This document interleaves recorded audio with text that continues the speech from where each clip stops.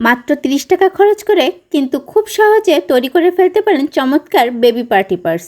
আসসালামু আলাইকুম, কেমন আছেন সবাই? আশা করি অনেক অনেক ভালো আছেন। আমিও আলহামদুলিল্লাহ বেশ ভালো আছি।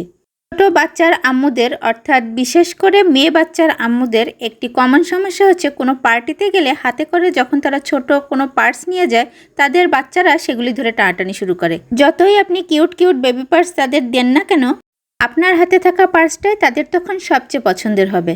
এই বিশাল সমস্যার সমাধানের জন্য আমি একটি উপায় বের করেছি, সেটি হচ্ছে ঝটপট মাত্র ২০ থেকে ৩০ টাকা খরচ করে গ্লিটার পেপার শিট দিয়ে বাচ্চার ড্রেসের সাথে ম্যাচিং করে পার্স তৈরি করা। এই গ্লিটার পেপার শিট বিভিন্ন কালারে পাওয়া যায় এবং খুবই কম দামে ২০ থেকে ৪০ টাকার ভিতরে সাইজ অনুযায়ী পাওয়া যায়।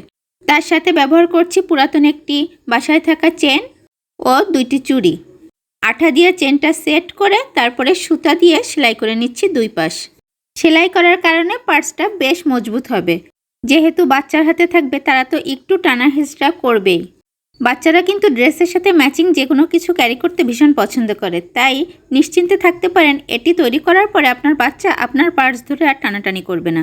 তবে হ্যাঁ, এটা শুধুমাত্র পার্স নয়, আপনি কিন্তু চাইলে মেকআপ পাউচ হিসেবেও ব্যবহার করতে পারেন অথবা প্রিয় কোনো মানুষকে গিফট করতে পারেন সহজে এবং কম দামে তৈরি এই পার্সটি। বাসায় যদি এ ধরনের পুরাতন চুড়ি না থাকে, এক্ষেত্রে পার্সের সাথে ম্যাচিং কোনো লেস অথবা পুঁথি কিংবা সুতাও ব্যবহার করা যেতে পারে।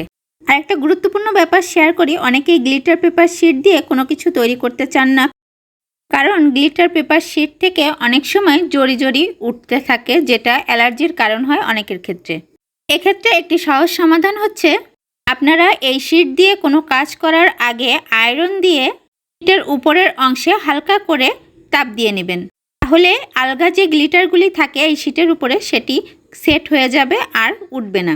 কেমন লাগলো আজকের আইডিয়া অবশ্যই জানাবেন। অনেক অনেক ভালো থাকবেন সবাই, আর আমার প্রতি অনেক অনেক দোয়া রাখবেন। আল্লাহ হাফেজ।